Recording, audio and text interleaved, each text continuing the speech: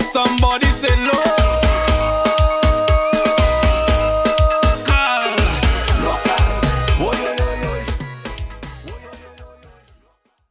Family, friends and fans of DAsportsVYBEZ, we're here with another great legendary baller, one that helped shape Dominica football, Harlem great, also Dominica national defender, Mr. DERWIN Francis, and he's going to take us on this journey where it started to right now. So Mr. Francis, take it away. Well, I started football at the age of 8.5 or 9 years. I was born Cornwall Street, right across the Newton Savannah. Moved up to Upper Kings Hill from then, and I played for Kings Hill under 16 in 1980, as around 8.5 years to 9 years. Played center midfield together with Junior Barbecue, Raboy, a bunch of some older guys. What about school, primary school? Did you play football in primary school? Nah, as in like a sweat primary school. Couple of them man from Newton and so on, but still like make school team and them thing. Nah, I never really played. What school did you go to, by the way? Primary boys school. Okay. After boys school, I go SMA. I stayed SMA. Okay. Didn't really play football SMA for that till I reached third form. Okay, so that means you started playing football late, even if you're from Harlem. You started playing football late because in your time in Rosa Boys School, there was football going on, right? Yeah, I was interested in football. And okay, so you're no interest in football. Okay, so now you're beginning like in SMA. Take us from SMA when you start to play football. I played other sports before football. SMA, I played from first form. I played basketball. I played badminton. I played other sports. I really decided to play football when I reached third form. When I look at the SMA team, with I think Boomji and them was there, and then based on size, Michael Augustine didn't want to pick me because he checking I was small. But then third form I started playing. I played under 16, and from there I played football after that. So Michael Augustine, he was too small to play what? When Michael Augustine figured I was too small to play under 16 football. Oh, okay. So it's when Sir Charles became coach. I started playing center midfield for SMA. I played year under 16. Halfway through the season, I shifted from center midfield to play central defense. Okay, and guys, like give me a few notable names on the SMA team you played when you played in SMA. There was Jared Solomon was there. Ken Martin and Julian Martin. Julian Martin was there. Ken Elwin was there. I think Ran wasn't there. Okay. Ian wasn't there. Okay. And came after. So take us on a little bit of your SMA days. Tell us, give us a little. Yeah, man. SMA was fun football. Any championships? No, we didn't win championship that year. I think we lost semi-finals, quarterfinals to Goodwill School in Dominica in Grammar School grounds. The old Grammar School grounds, we lose. Carnival City. I think 2-1 or 3-1. And then I only played 1 year under 16. Then when we went, I got to fourth form. I played under 20 in fourth form. While playing under 20, that was when I think Bala came to watch a game. And Bala told Sir Charles, like, I shouldn't be playing central midfield again. Take me out, I can control, I can pass, I shape as a defender. Let me play defense, and then I played under 20 for SMA defense. Fourth form, I played defense. Fifth form, we didn't win, but we played well. After I left SMA and we went to college, we won under 20 college. We had a big team college. We had Gregory Badwell, we had Joel Hamilton, we had Glubu, we had Mike Smithson, Ronnie Gustav. We played Community High School in the finals, Pottersville Savannah, and we beat them on penalties. Wow. Okay. So from high school now we're going to National League football. When you first played National League football. First football, National League football was Kings Hill. Before National League we went off season. Yes. Coca-Cola Kings Hill or Sprite Kings Hill, how they were called. We went there and played. After a couple years of season, I still wasn't in the ranks to play like play for Harlem them time there. You know, because Harlem had a core of players, Spikes, and Reggie, and McPherson and them man used to be playing. And I just, It was tough to make that that team. mustard, I just couldn't cut the mustard to make that team. But Coca-Cola Kingsville was one of the top league teams or season teams around. Boy. So how comes it was so difficult for you to make the Harlem team? I guess who Harlem had at the time were considered, I will put it that way, were considered, or in my opinion, honestly, I was a little raw, I was a little green. Though in my opinion, I could play. But I figure the coaches had their say and the coaches decided, well, nah. Coca-Cola the boss team. But that was in the early days, right? Yeah, that was in the early days, my college days, 89, 90, somewhere around there. Because later down the line, Coca-Cola won a lot of championships. Well, we won a lot of leagues. Jack, we won a lot of leagues. Coca-Cola was great. We had some good memories with Coca-Cola. We had some bittersweet memories with Coca-Cola. You know? But for league, Coca-Cola was just a boss team. We were just a force to be reckoned with. You know, and even from Coca-Cola, we had applied or we had written to PJ and the DFA for us to go and play. I think it was first division at the time. You know, and it just didn't materialize. I think probably it was for the best because it had some disappointing moments, Coca-Cola, and I'm telling you, Coca-Cola disappointments still to this day. When you look at some of the teams Coca-Cola played lap plane, Element Agencies lap plane or LA lap plane. Beat lap plane go up first division. We defeated Troves go up first division.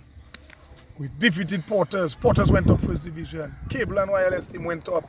So you're saying they had a discipline problem? Boy, the thing that killed me, I don't know, we were young. We had a few experience, but we were young. Yep. And with young man, normally you see little rebellion and thing. We were in check because some of the senior players on the team kept us in check. The manager at the time, I think it was Mr. Lennox Abraham, kept us in check. We were there. But what had really drained it, I believe, was that semi-finals game, Saturday afternoon against Toyota Troves. And after we did all that work to lead up to that game, Coca-Cola Kingsville started up semi-finals game with 7 or 8 players. Yes. While we were going to the field, there were fellas sitting in tongue on the old Photo World step or by Trini step, they used to call it. Just sit down there that Saturday afternoon, chilling. We still scored first on Troves. Joseph Isaac scored against Troves. And then fellas start coming in 25, 30 minutes in a game. Joseph Isaac, you're talking Joseph Isaac, Speaker of the House? Speaker of the House, yeah. Okay. Mr. Speaker played for Kingsville. All right. A few years. And then after that, I just decided, well, I think that we had tried long enough. And I just believe it's time. Who wanted to go should go, who wanted to expand to other teams should. And I came out and said after the game, hey, I would like to be released from Kingsville and I'm going to join Harlem, straight off the bat. Okay, so at what point have you gotten the respect from Harlem? After that game or before? They were calling you, they were looking at you long before that game? No, Harlem has always been Harlem. I was in Harlem. But then I left Harlem my second year college when Sons of Niggers came down to play a friendly against Harlem. And then Barbecue and I sat on the bench in college. The wall, Windsor Park wall full of people, and in a friendly game I didn't get 2 minutes sweat. The warm-up, the sweat I get was in the warm-up of the team. Or probably walking out of the park the day. So after that, I left Harlem and I go and join because I wanted to play. In my opinion, I could play. I didn't want to try to play. I'd make up my mind I'm going to play for black footballers, what I had to play. And that's what I decided I'm going to do. And I wasn't playing, so where I was playing, that is where I was going to be. Okay, so you left with Kingsville and then you came back now. The prodigal son has returned to Harlem now. But it wasn't me alone. Okay. It was 3 of us who came back. It was Barbecue, my brother Shati, Jackson, and myself So came prodigal back. sons. Yeah. More than They one. boast Harlem Freeze back. All right. You know, and things gonna happen. But that year was a bittersweet year for me because that year I think Zebians won there was a first cup, a gold cup, I think they call it. Zebians won it that year, and then Premier started that year. With Premier starting that year, I opted to go and train after and came Kingsville Savannah and Sweat. And lo and behold, I got injured.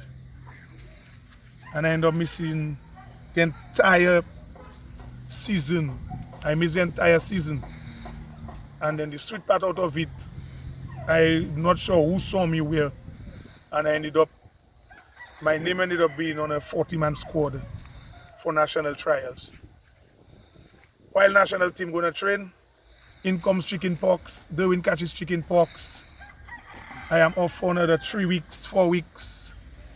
And from that, it was just, and then things just started rolling for me. My first year Harlem, I must say, I had the boots when I played for Harlem. Wang borrowed me his trainer. It was a Nike black and greenish trainer. I did not need to train at the old boots training. I couldn't play match with it.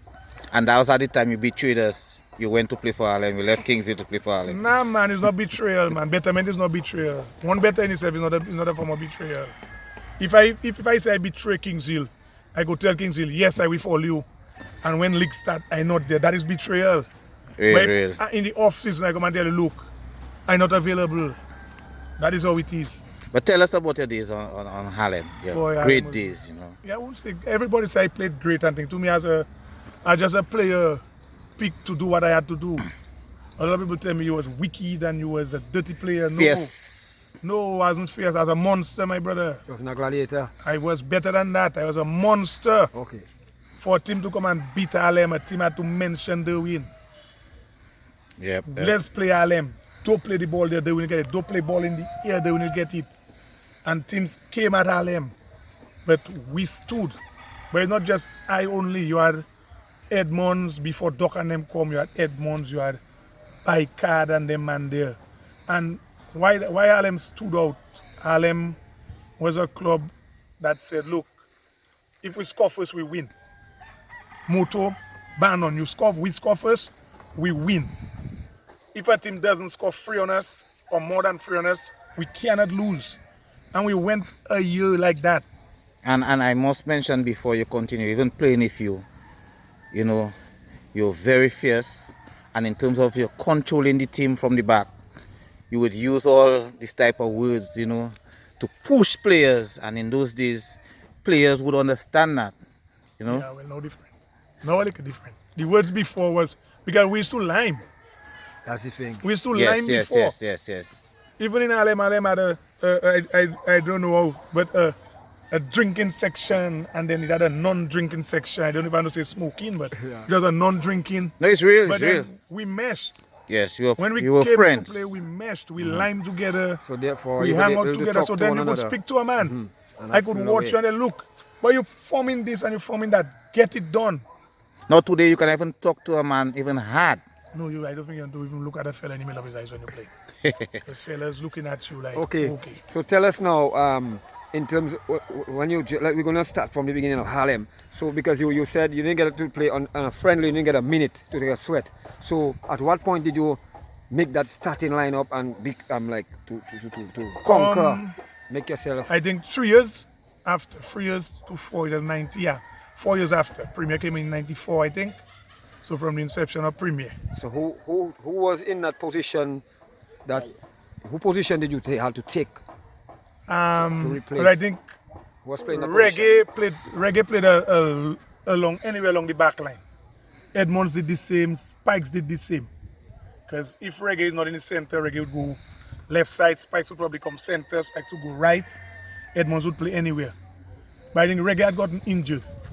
Reggae had gotten messed up. But I was still there, we still was training, and then he got messed up, and then I said, oh boy. And then I came, don't tell me, well, doing well, your opportunity come, let's see what you can do with it. But then in all and behold, I still didn't play start Harlem as a central defender. I came Harlem and came off the bench at times as a defensive midfielder or a centre back, half and half. But that's very important. You came out of the bench Yeah, before you became a leader. but you have to work hard at what you want.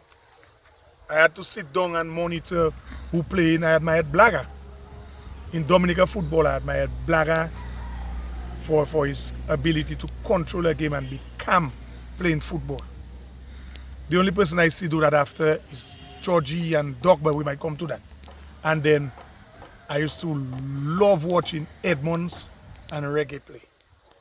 DA Sports Vibes, and we continue with Mr. Francis. And now, Mr. Francis, we just want you to tell us, the people, from that inspired you to play the game from small to, Well, from small, I really wasn't checking football, as I say. So I wasn't pulling up to go and watch football, shouting them to go in the park and watch football. That wasn't for me. But when I started playing, or just before I made my debut, or really start making my name, as you may say, for Harlem, I spoke a lot to Edmonds, Reggae, then Don Leogal. Even though we and Harlem at Rocks had rivalry, Solky and I used to speak, Wappers and them, I raised up New Tongue and we were always close, But then besides speaking to people locally, I always watched football. You cannot be a footballer and don't watch football. And I know his defense I was playing, so I always sit at home and watch how a goal score, how could it have been prevented, where was the play first broken down, and what caused that play to break down. So besides speaking to people, I always would like watching football. I would read books about football. Okay, so and then your style of football now, you became a stalwart in that center defense. So like what player locally that you looked at that admired to pattern your game after? I like Blaga because I used to watch Blaga when I was just leaving college and thing. And Blaga had a thing doing when any free kick also was taken against him, where he would drop off. When the man ready to kick, he would just drop off. And like when time the ball dumping above is free, he on his own. The other person I like seeing doing that, Georgie used to do that perfectly. Georgie, then Doc came, Doc doing that. But I always with somebody looking pretty. And at the end of the day, I always dirty. I always the caution labou. I always the one that live in the park probably for Guiji. Maybe because you were the bruiser. And everybody always call me the enforcer. I tell them no, it's how the game is played. I respected my opponents, my brother, I respected everybody, but for the 90 minutes, like I would come at you for 90 minutes. I don't hold back for you. At the end of the day, I would come and I would touch you and tell you, look, at the end of the game, me and you friend, but for now, me and you just not boys. Let's just go at it. What do you think of defenders today? A lot of defenders Are they being soft? I wouldn't say soft. Everybody have their style of play. But a lot of defenders are just too fancy. You would go to play and you'd go probably to take a sweat somewhere, you see defenders dribbling more than midfielders. You would see all those things going on. But that, I believe, defenders today, even watching the national team play, you would see defenders failing to tackle, or they indecisive as to whether to tackle or whether to jig, whether to hold back and what to do. Defenders are not always nice people. Defenders are fierce people, should always be. Okay, I know you said most everybody say they fear nobody, but when you came to play in the league, are there any like your opponents, strikers or midfielders that you fought that come to your mind, like you have to prepare for them, like People you're are gonna battling me. People are battling me. See Chiki, I always mention Chiki name. I always had respect for Chiki when Dubla came to play. It may have been years after, but the reason I respected Chiki could kick left foot, right foot. He had speed. He could turn at any angle. That I respected Chiki on. You had Brian Hamilton. Brian Hamilton was a beast. He wouldn't give up. He wouldn't be afraid to tackle you. He wouldn't be afraid to hit you. Ronnie wasn't too bad either. Then the boys from Newtown, you had Wu and them, Kenyatta and them, Solky Marshall in them, you know. But I telling you, my brother, before I used to enjoy battling with those guys. Okay. And now we take us to the national team now. With the first time you got called up to try out for the national team. Tell us about that. The first time I got called up, I was on sick leave. So then, after sick leave, I went Pottersville. The coach at the time was Jab Brown from Trinidad. And we had Don Leogal as assistant. Training was at 2:30. You had to be there for 1:45. So then and I came, I said, good afternoon, coach. He said, who are you? I said, my name is DERWIN Francis.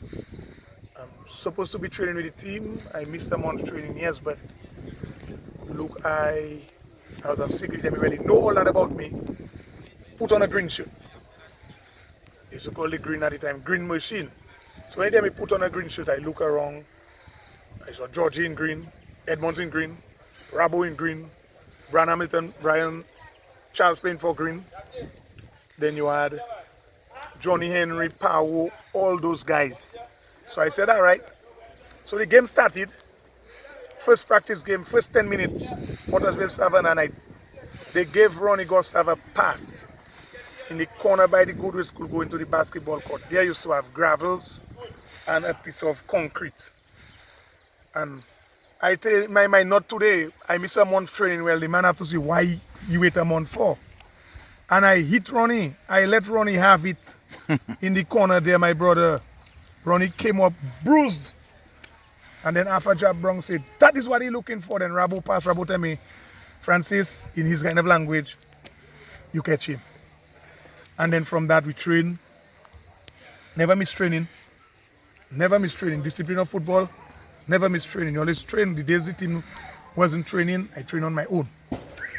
So on your first tryout, you made the team? Yeah, I made the team. Okay. I made the team. We played Barbados. We played Barbados here. We lost 1-0.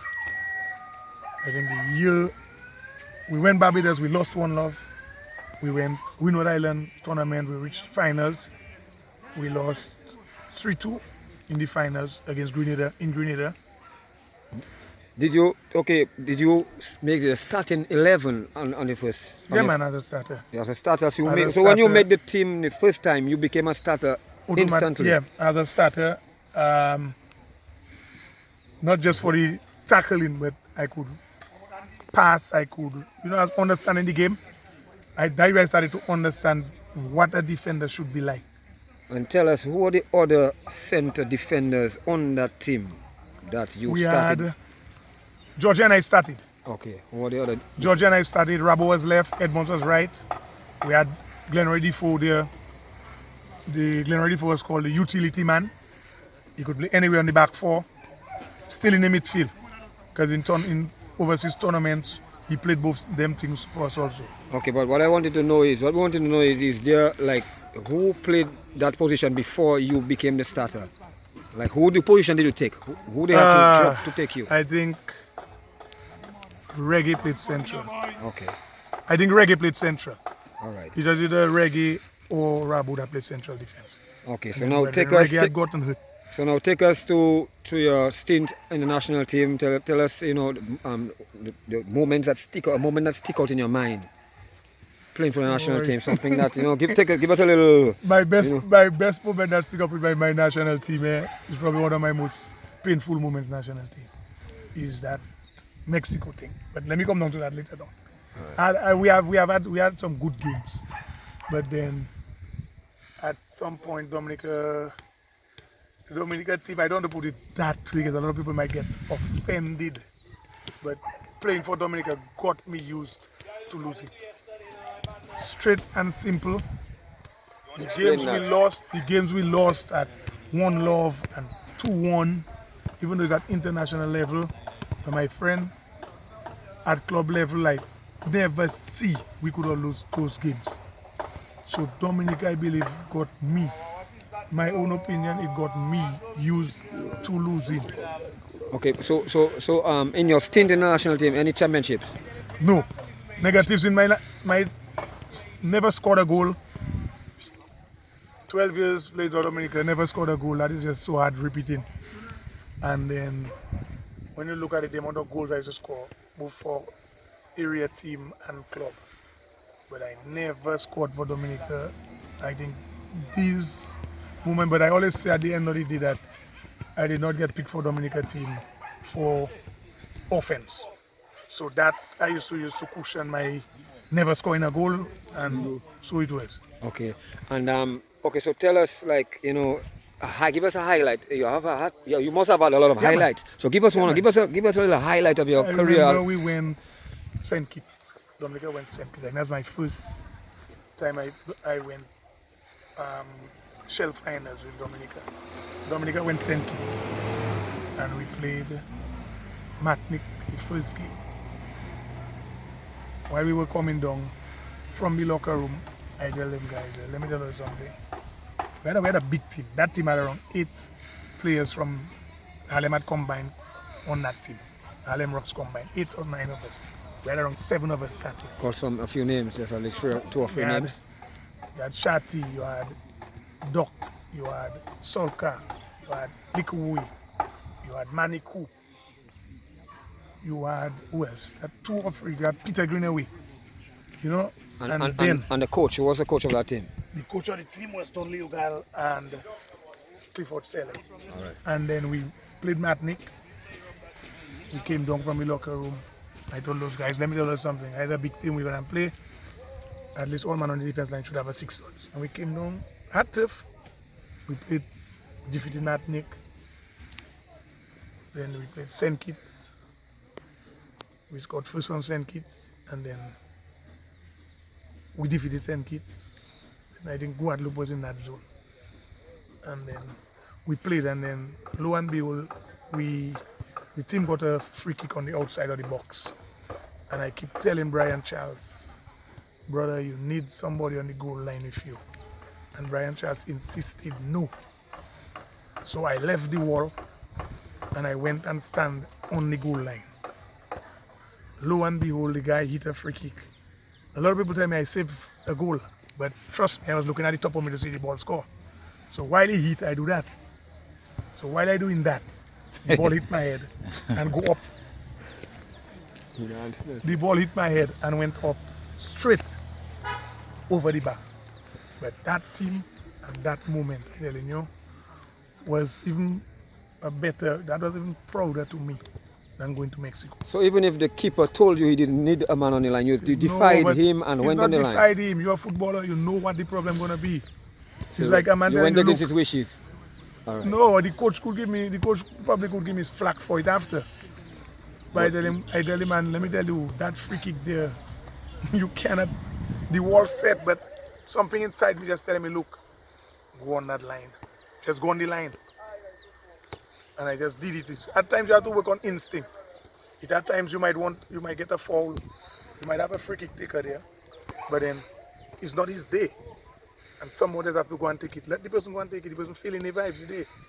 Okay, so you want to now take us to that Mexico. Just give us a little. You know. Oh, Dominica, Mexico. Even before we went to Mexico, we went Bahamas. We played 2 games in Bahamas. We drew the first game 2-2. That was supposed to be our home game. And the same area, the away game, we won 3-1. Following that, we went to Puerto Rico. We left Bahamas coming to Dominica. Went to Puerto Rico, we didn't get accommodations in hotel in Puerto Rico. So we had to stay outside the hotel, outside the airport. Walk outside the airport from after 8 in the night to 6 in the morning. What? You know, when we came out Bahamas, Patrick John said, whoever is responsible doesn't want them on the team. I stood up. I said, yes, I am one of those, because we broke the news to the newspaper. I tell them I am one of those. And you, if you don't want me on your team, you don't want me on your team. So we had Paul Victor there and other players who wanted to join us. We told them, when I say we were only speaking of Shane Marshall, myself, George Zangler, Melvin Ango. That was our group. We stood and we told them, and told people, relax, I tell people is young, your football career ahead of you, don't get in there. So you telling us that you all came to Puerto Rico. What you all came here to do? We in transit. Came from Bahamas to play. Yeah. We come from playing Bahamas. We come into Dominica in transit. And then that was just when he landed Puerto Rico as the manager said, hey, he didn't have money to book hotel, they didn't book hotel for us and then. So we walked the night.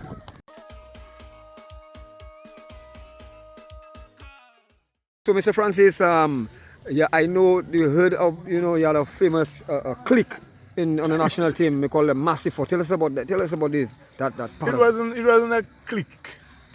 It was just the name Massive came up because Shane Marshall, defensive midfield, George Zangler, central defense, DERWIN Francis, central defense, Glenroy Defoe, utility man. Any man that came up against us in a training could not pass. So we said, we were playing, we said, although we're massive, nobody can beat us. And from that, the name just stuck with us. Okay. Coaches and all referred to us as Massive, the management team, everybody. Okay. And now take us to that. Take us a little bit of that Mexico. Give us a little of that Mexico. We want to know about that Mexico. Mexico was just as sweet. Mexico was a nice talk. In my opinion, the outcome of the game reflected how Dominica played, in my opinion. But Dominica came up against the number 40 in the world in Mexico. When we came to play, we had a game plan. We tried keeping up to it. It didn't work. And then lo and behold, probably we were not fit enough. We were Dominica fit, but probably we are not international fit. We were not international fit. And that is where we fell apart.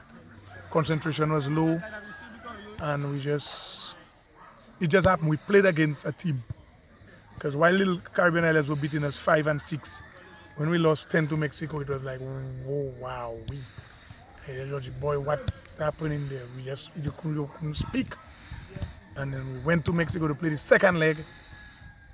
Lo and behold, goals on us again. And I came down halftime. Rico was there. Christopher was there as TD. And I came and I sat in the locker room and I tell them, boy, I don't take in 10 again. Jump high, jump low, I cannot take another 10 low from no team. I'm not taking 10 low. I cannot take it. We didn't get 10, we got 8. But the bottom line, when we came back, a lot of people say, oh, you go all the waste people money.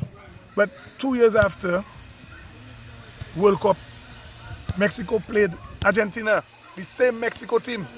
And I always draw that comparison. The same Mexico team played Argentina, and Argentina only beat Mexico in the second half of extra time with a goal from Maxi Rodriguez. But Mexico was a learning curve.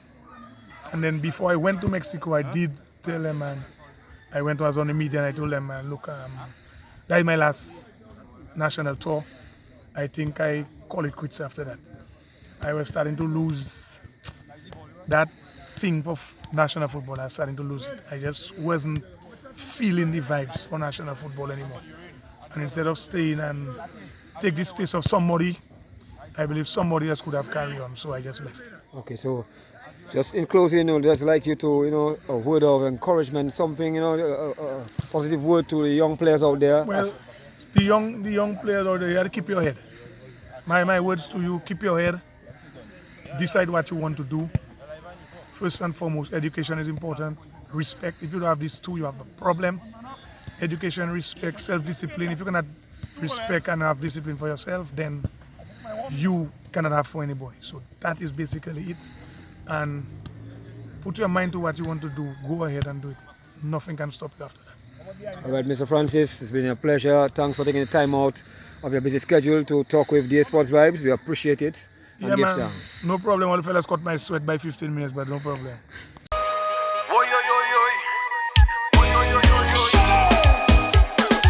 Somebody say no.